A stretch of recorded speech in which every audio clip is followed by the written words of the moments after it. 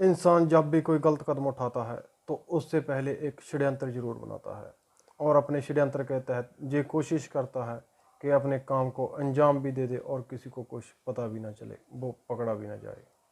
लेकिन वो ये बिल्कुल ही भूल जाता है कि इंसान जैसा कर्म करता है उसको वैसा ही फल मिलता है। आज की कहानी में भी सेम कुछ ऐसे ही होता है, जिसकी वजह से एक व्यक्ति इस दुनिया को हमेशा हमेशा के लिए छोड़कर चला जाता है। नमस्कार, आदाब, सत श्री अकाल। मैं जगदीप सिंह। आज की जो सच्ची घटना मैं आपको सुनाने जा रहा हूँ, ये सच्ची घटना उत्तराखंड की है। उत्तराखंड का एक ज़िला पड़ता है देहरादून और इसी देहरादून का एक थाना पड़ता है विकास नगर, जहाँ की रहने वाली रीमा, जिसकी उम्र 27 साल है, 12 नवंबर 2020 के शाम के 5 बजे के आसपास रीमा नज़दीकी थाने में फ़ोन करती है और रोते बिलखते हुए पुलिस वालों से कहती है कि साहब, मेरा नाम रीमा है और मैं आदर्श नगर के वार्ड नंबर 2 की रहने वाली हूँ। रीमा रोते हुए पुलिस वालों से कहती है कि मेरे पति ने खुदकुशी कर ली है और उसकी डेड बॉडी बाथरूम में पड़ी है।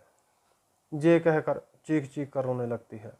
पुलिस वाले तुरंत ही एक टीम बनाकर रीमा के घर पहुंच जाते हैं। रीमा घर पर अकेली थी। रीमा पुलिस वालों को लेकर बाथरूम में जाती है। पुलिस वाले देखते हैं कि बाथरूम में राकेश की डेड बॉडी पड़ी है। राकेश ने अपने हाथ की नस काट ली थी। राकेश की गर्दन पर भी एक घाव का निशान था। राकेश की मौत 10-12 घंटे पहले हो चुकी थी।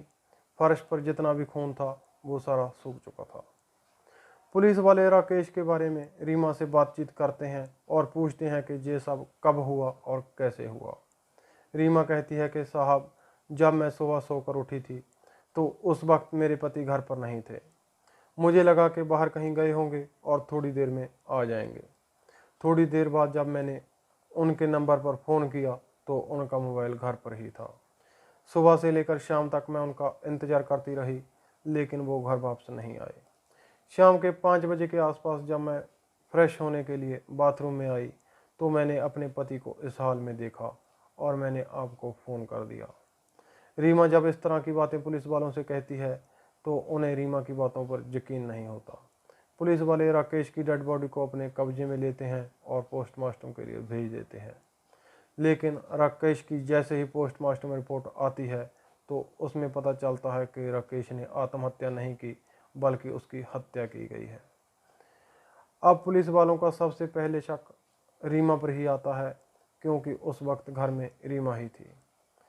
इसी शक के आधार पर पुलिस फिर से रीमा के घर जाती है और रीमा को अपनी कस्टडी में लेकर थाने पहुंचती है और फिर रीमा से उसके पति की हत्या के बारे में पूछताछ करती है। पहले तो रीमा इधर उधर की बातें करती है, लेकिन पुलिस वाले जब रीमा से सख्ती से पूछताछ करते हैं तो रीमा के पास कोई और रास्ता नहीं था। तो रीमा टूट जाती है और सारी सच्चाई बताती है। रीमा का पति राकेश, जो फौजी है, जम्मू में उसकी पोस्टिंग है। राकेश और रीमा की शादी साल 2015 में हुई थी। राकेश जब रीमा के साथ शादी कर अपने घर लेकर आता है तो आदर्श नगर में अपनी पत्नी के साथ अकेले ही रहता है। राकेश फौजी था, इसलिए उसे ज़्यादा छुट्टियां भी नहीं मिलती थी। शादी के बाद कुछ सालों तक रीमा और राकेश बड़े खुशहाल तरीके से अपना जीवन बिता रहे थे। राकेश जब भी छुट्टी लेकर घर आता है तो बहुत ही कम दिनों की छुट्टी मिलती है। कुछ ही दिन बाद वापस अपनी ड्यूटी पर चला जाता है। रीमा चाहकर भी उसे रोक नहीं पाती। राकेश के ड्यूटी पर जाने के बाद रीमा घर पर अकेली रह जाती है और उसका अकेले मन नहीं लगता। घर में अकेली रहकर रीमा बोर होने लगती है और उसका दिमाग इधर उधर भटकने लगता है। रीमा अपना समय व्यतीत करने के लिए विकास नगर में जिम ज्वाइन कर लेती है।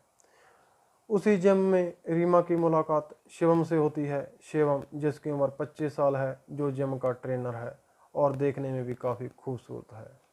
रीमा जब पहली बार शिवम को देखती है तो पहली मुलाकात में ही अपना दिल शिवम को दे बैठती है। लेकिन रीमा शादीशुदा थी, इसलिए शिवम से अपने दिल की बात चाह कर भी नहीं कह पाती।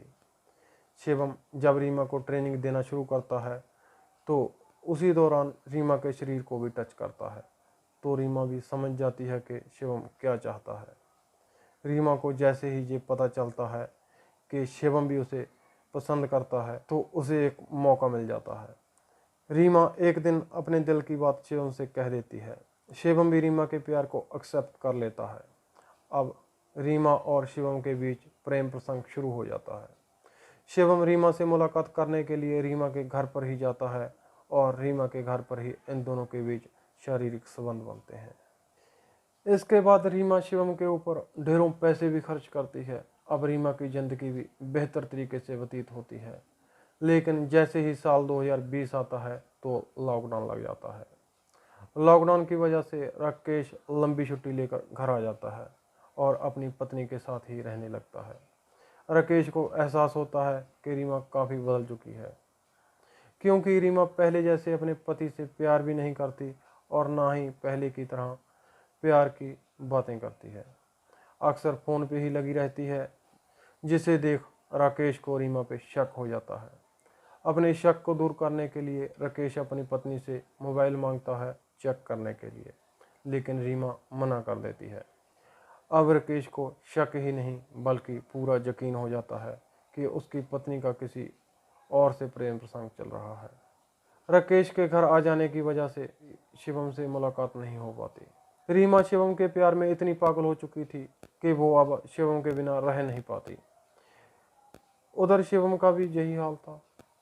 रीमा और शिवम चाहकर भी एक दूसरे से मुलाकात नहीं कर पाते।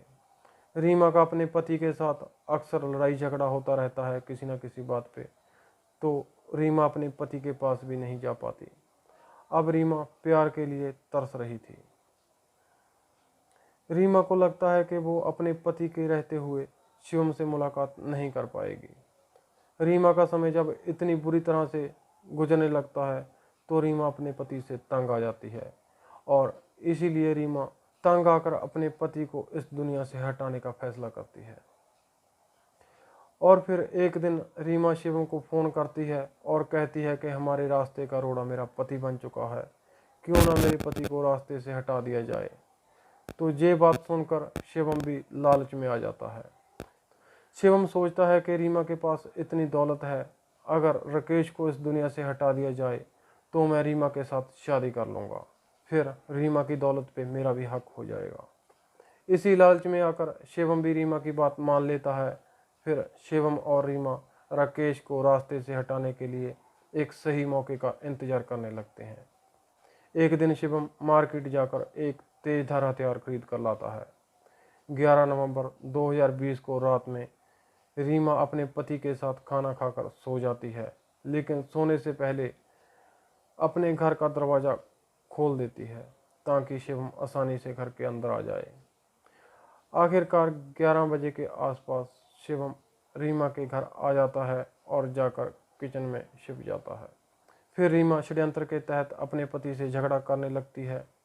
झगड़ा शुरू होता है तो राकेश भी अपनी पत्नी के साथ झगड़ते हुए बेडरूम से बाहर निकल जाता है। राकेश जैसे ही बाहर निकलता है तो शिवम काफ़ी फुर्ती से किचन में से बाहर निकलता है और राकेश के हाथ पीछे खींचकर काफ़ी मजबूती से पकड़ लेता है।